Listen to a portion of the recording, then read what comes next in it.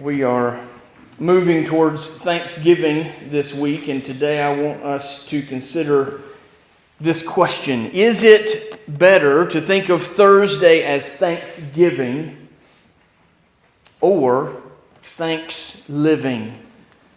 Moving from Thanksgiving to Thanksliving. Do you live thankfully every day or just when the world around you reminds you to be thankful? I think that most of us would consider ourselves thankful people, and that's a good thing. Of course, we might not be as thankful as we think we are, or maybe we'd like to be more thankful than we already are. Either way, today we're going to see 4 characteristics of a truly thankful person. If you're genuinely, honestly, truly living a thankful life, these 4 things will be true of you. If you have your copy of God's Word, or you can grab a pew Bible or open a Bible app on a device that you have, then I want to invite you to turn with me to Luke chapter 17. You're familiar with this story. It's one of the miracle stories in Luke's gospel, and it's where Jesus heals 10 lepers. There are 10 lepers, and from what we know, they've never met this man Jesus, and yet one day they have an encounter with him. And if you're living thankfully and not just temporarily giving thanks, then the first thing you'll notice about your life or the life of someone living thankfully, the first thing you'll notice is that you will see it. You'll see it in their lives. Let me tell you what I mean by that, because I don't mean what you think I mean. If you're living thankfully, you'll see reasons why you're thankful.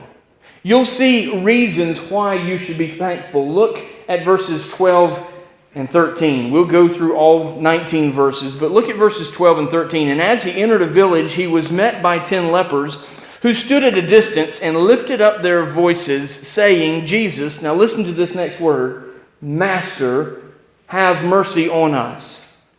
It's not too surprising that they knew who Jesus was. After all, he had been going around at this point preaching and teaching for about 3 years, and so he was fairly well known. What's interesting, though, is that Luke says they called him Master.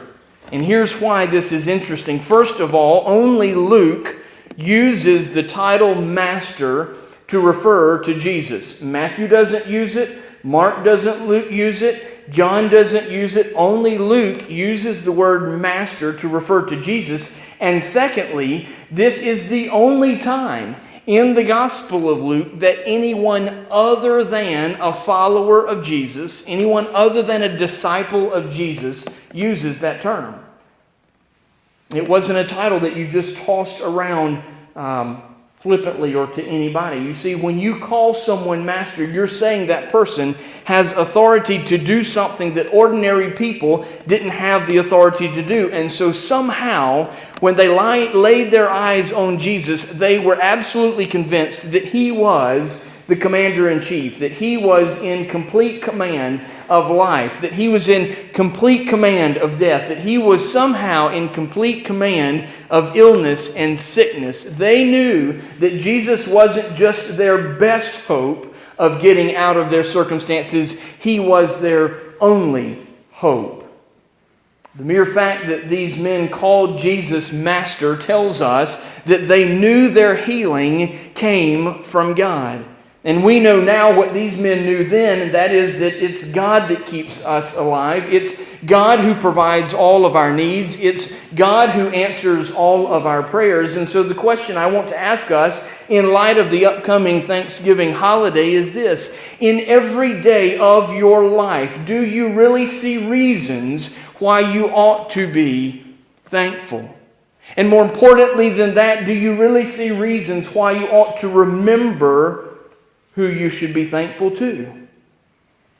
We've already been praying about it and speaking about it, but every breath that we take is a gift from God. Every beat of our hearts is a gift from God. And if we just realize that the very life that we have is a result of the goodness of God, then we'll be thankful. You'll see it. Do you see reasons why you should be thankful? The second marker, the second indication of living a thankful life is not just giving thanks or seeing it once in a while, but you'll say it. You'll see it and you'll say it.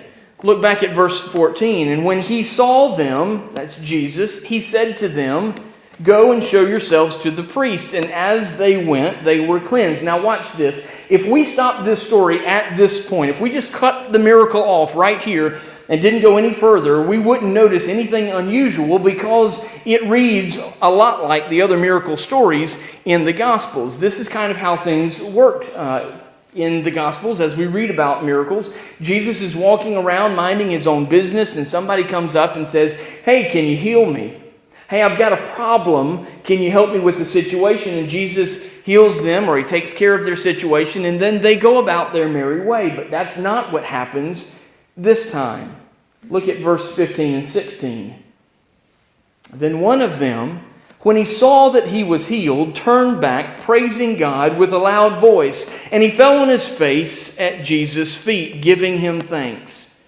Now he was a Samaritan. This is so cool. One of the things that happens to people with leprosy is that the disease impacts their vocal cords, and it makes speaking very, very difficult. They can still speak, many of them, but it causes their volume and their frequency to be significantly reduced. And yet Luke tells us that one of these guys, upon learning that he's healed, turns back and praises God with a loud voice. And the question is, well, why would Luke do that? And I think there are two reasons. First of all, Luke was a physician by training.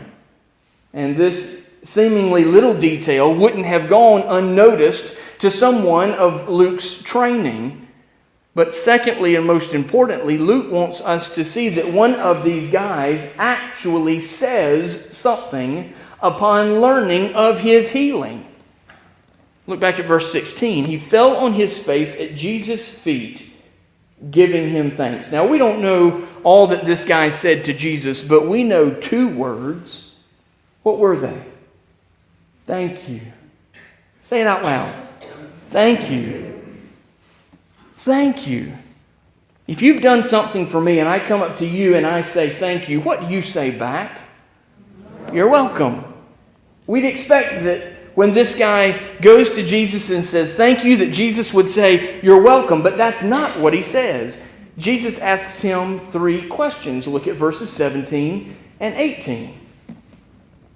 Then Jesus answered, "Were not 10 cleansed?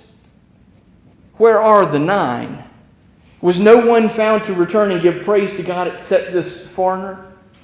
In the Greek language, all of these questions are rhetorical. That means that you don't really need to answer them. They answer themselves. Were not 10 cleansed? See?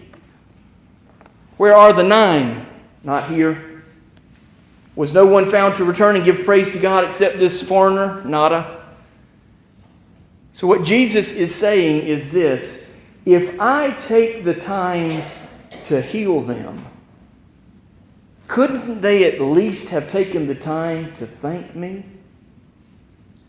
That's what Jesus is saying by asking these questions. You kind of have to read between the lines, but Jesus is saying, if I went out of my way to heal these guys, couldn't they have at least gone out of their way to thank me? Now let's stop right here for just a second, because each one of us is in this story. We're either the 1 or we're the 9. You may say, "I'm the 1. I get it. I see it. I know that what I have comes from the goodness of God. I do say a blessing before I eat. I do say thank you to God for what He's done in me. I see it. I get it. I say it." And I just want to say time out, because you can see it and you can say it and still miss out on truly living your life thankfully, because there's a third thing that will be true of you if you are living thankfully. Not only will you see it, not only will you say it, but you will show it. Go back to verse 16 and see what this guy did. He fell on his face at Jesus' feet. Now, he didn't have to do that. In fact, knowing that this guy was formerly a leper, it would have been more likely that he would have stayed at a distance. Verse 12, when we're introduced to these guys, say that they were at a distance, and it was just natural if you had been diagnosed with leprosy And even if you hadn't been diagnosed with leprosy, if you were thought by the greater population to have had leprosy, it was ingrained in you to stay a certain distance away. If you go back to Leviticus, we read about all sorts of cleansing issues with regards to lepers in the greater community. So it would have been his nature to remain at a distance. It would have been his nature to do something like this. Holler at Jesus from a distance. Thank you. Gotta run. Gotta go, but thank you for what you did. See you later. Bye-bye. That would have been in his nature because of his being a leper, but that's not what he does. He takes the time and he walks all the way back to Jesus, and then instead of shaking Jesus' hand or patting Jesus on the back, he falls on his face in the dirt just to say, thank you. And here's what I want you to think about. Let's suppose, just for a moment, that Jesus had gone to the other 9 lepers. Let's just suppose that he had tracked them down. After all, he has the ultimate GPS, that is God's positioning system. He knows where they are. Let's figure that he tracks them down and he asks them, hey, aren't you guys thankful for what I've done for you? Aren't you guys grateful that I've healed you? What do you think those guys would have said? Well, sure we are. Oh man, thank you so much for what you've done. There's only one problem. They didn't say it, and they didn't show it. Andy Stanley put it like this: unexpressed gratitude expresses ingratitude. Unexpressed gratitude expresses ingratitude. I like little catchy phrases like that because they have a tendency to stick. Do you know why this one guy comes back and the other 9 guys didn't? It's not real hard to figure out. This one guy comes back simply because he chose to. If you have a tendency to be ungrateful, there's only one reason. It's because you choose to be. You choose to be ungrateful. It's not because you've had bad breaks in life. It's not because you got the short end of the stick. It's not because your dad ran out of the family when you were 4 years old. It's not because you grew up in a broken home. I'm sorry for all those things. But if you're basically a whining, complaining, ungrateful person, the only reason is because you choose to be. 9 men chose to be ungrateful. 1 man chose to be thankful. Woody Wright, he's a Christian musician, put it like this: you can either be humbly grateful or you can be grumbly hateful. You can either be humbly grateful or you can be grumbly hateful. Every single day you and I have a choice to make. And if we're living thankfully, not just every once in a while when the calendar tells us to be thankful, but if we're living every single day of our lives thankfully, then not only will we see it, not only will we say it, and not only will we show it, but finally, we'll share it. You'll share it. When the Samaritan came back, Jesus didn't just ask him where the other guys were. What else did he say? Look back at verse 19. Jesus said to him, "Rise and go your way. Your faith has made you well." And here's where I want to go and show you something that I wouldn't expect you to know because you don't know Greek. That's why some of us go to seminary. This is not exactly what Jesus said. Jesus didn't exactly say, "Rise and go your way. Your faith has made you well." And there are 2 reasons that I know that. First of all 10 were cleansed. All 10 men were healed. And so it doesn't make sense for Jesus just to say, "Rise and go your way, your faith has made you well," because all of them were cleansed. But the second reason that I know that this isn't what Jesus said is because the Greek word, the Greek verb that Luke uses there for Jesus' response is not the word that's normally associated with healing. The word that's normally associated with healing is the word that Luke uses in verse 14 when he says, "As they went, they were cleansed." But that's not the word that Luke uses here in verse 19. In fact, some of your Bibles might have a footnote in verse 19. The Greek word that Luke says Jesus told the Samaritan is the word for salvation. So what Jesus really said to the Samaritan was this: rise and go your way. Your faith has saved you. See, what that Samaritan did when he returned to Jesus and fell on his face is he wasn't just thanking Jesus for healing him. He was surrendering his life to Jesus. There's something else going on here. When this guy falls before Jesus, he isn't just saying, I'm giving you my health. He's saying, I'm giving you my heart. I'm not just thanking you for healing my body. I'm thanking you for saving my soul. Here's the sad part of the story. It isn't that the other 9 guys didn't say thank you. The really sad part is that they had missed out on the greater blessing. You see, if you know anything about the Bible, then you know that the greatest disease that those lepers had wasn't their leprosy. What was it? Sin. The biggest problem wasn't their body, folks. It was their heart. What's so sad is that they had their bodies healed, but they didn't get their hearts healed. Luke 17 isn't only a story about lepers. It's a story about you and me. It's a story about our neighbors. They get up every day and they accept the good things from God, but they never accept the best things from God. They get up every morning and they enjoy the light from the sun, but they don't accept the light of salvation. There are people that get up every morning and drink the waters of the rain, but they never drink from the waters of redemption. Jesus tells him to rise and go his way. His faith has saved him. And I know that this is not explicitly stated in the text, and as pastors, we're always cautioned not to talk about things that aren't in the text because they're not supported there, but there's no question that as he rises and he goes his way, that he shares not only his experience of physical healing, but he shares his experience of spiritual healing. I can just hear this guy now saying, you think I look good on the outside, you ought to see my inside. You think my body looks good knowing what it looked like yesterday? You ought to see what my heart looks like today because of yesterday. I'm not just physically different, I'm eternally different. And there's no doubt in my mind that as he went and talked about the healing, he also told them about the healer. Now, I understand what some of you are thinking right now, and if truth be told, and I were sitting where you were sitting, I'd probably be thinking the same thing. You know what, preacher boy? It's real easy for you to stand up there and tell me to be thankful, but you don't have to watch your spouse suffer with Alzheimer's or Parkinson's. You don't have to undergo another round of chemo treatment tomorrow, do you? You're not still grieving the loss of your husband or your wife.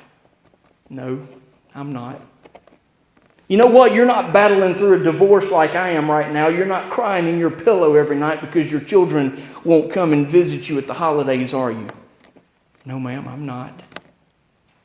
You know, you don't struggle to make ends meet at your house, do you? You get to buy groceries and you live pretty comfortably, don't you? Yes, I do.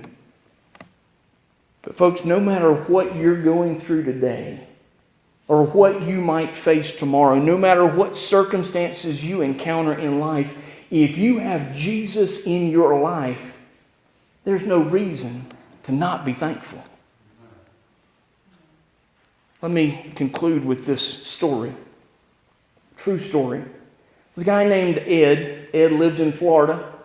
Every Friday, 6 p.m., he would get in his car and drive down to the beach. He would get out of his car, walk down the beach to a pier. And in his hand, he would carry a bucket of shrimp. He did this every Friday evening. Rain or shine, you could set your watch by it. Ed would walk all the way out to the end of that pier, and he would just stand at the end of that pier, staring out into the distance. And before long, you'd see what appeared to be dozens and dozens of white specks on the horizon, just coming out towards Ed, squeaking and squalling. And before you knew it, there were so many seagulls around Ed. And Ed would take that bucket of shrimp and he'd just start tossing those shrimp out to those hungry birds. And if you could get close enough to Ed, you'd hear him saying this: thank you, thank you, thank you. He did this every Friday for 31 years. Never missed a weekend. And when he'd finish, he'd take that bucket and he'd walk back down the pier and walk back down the beach to his parked car. He'd get in his car, he'd go home. Most people didn't see Ed around town. Some even called him Weird Eddie. Strange. That is, until they learned his story. Some of you may recognize his name, others of you won't. He was Eddie Rickenbacker. For those of you that don't know him, he was a World War I fighter ace. He flew for what was then the Army Air Corps. We didn't have the Air Force back then. It was still under the designation of the Army. He was credited with 26 aerial victories. He was awarded the Congressional Medal of Honor, and he earned the Distinguished Service Cross 7 times. Because of his fame and heroism during World War I, Secretary of War Henry Stimson sent him on a secret mission during the next World War, during World War II, to deliver a handwritten note from President Roosevelt to General Douglas MacArthur. And on his way to Canton Island in the Central Pacific, the bomber that he was on ran out of fuel and had to crash into the ocean. Miraculously, all of the crew members and Eddie survived. They were able to get 3 life rafts and some food off the plane before it disappeared beneath the waves. And they struggled for 24 days at sea. They fought the sun and they fought sharks, but the biggest thing that they fought was hunger. By the 3rd day, all of their rations had given out and there was no more food, and they were still hundreds of miles from land and they had no communication and they needed another miracle, or they were going to die. So they decided they would have a little devotional service in these rafts that were bobbing up and down on the waves. And as they did, they just prayed, "Oh God, if you want us to live, you're going to have to do a miracle or we're going to die here." At that point, they were pretty exhausted and they decided to take a nap. And Eddie, telling this story later in his book, 7 Came Through, where he recounts this story, said that he leaned back in his life raft and he pulled his military cap over his nose, and just about the time that he fell asleep, he felt something land on his cap. It was a seagull. And Ed said, "As I sat perfectly still, I knew that the life of my crew hung in the balance of the next 5 seconds of my life. And I said, 'Oh God, if you don't answer another prayer, let me catch this bird.' And with the flash of his hand, he caught that seagull, he wrenched its neck, he tore off all the feathers, and they ate every part of that bird that could be eaten. And they used the inedible parts of that bird and they caught a fish. And with that simple little technique, they stayed alive, and after 24 days, they were found and rescued. And Eddie Rickenbacker lived another 31 years and died on July the 23rd of 1973, but he never forgot the sacrifice of that life-giving seagull. And so every Friday for 31 years, he'd take that bucket of shrimp and he'd go to those seagulls that had no clue why this guy was on a pier feeding them, to say thank you, thank you, thank you. Folks, 2,000 years ago, the greatest sacrifice in the history of mankind was made by a man named Jesus, who died on a cross and paid for our sin, not just so that we could have a few years on planet Earth, but so that we could have eternal life for all the ages.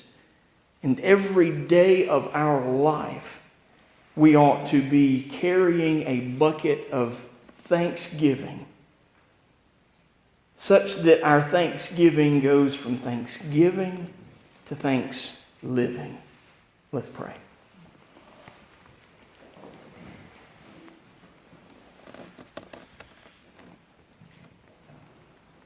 Lord, all of us are guilty of being temporarily thankful. It's easy to be thankful when things are going well. It's easy to be thankful when we're on the eve of Thanksgiving and expecting family and friends to gather around the table. It's not so easy to live every moment of every day.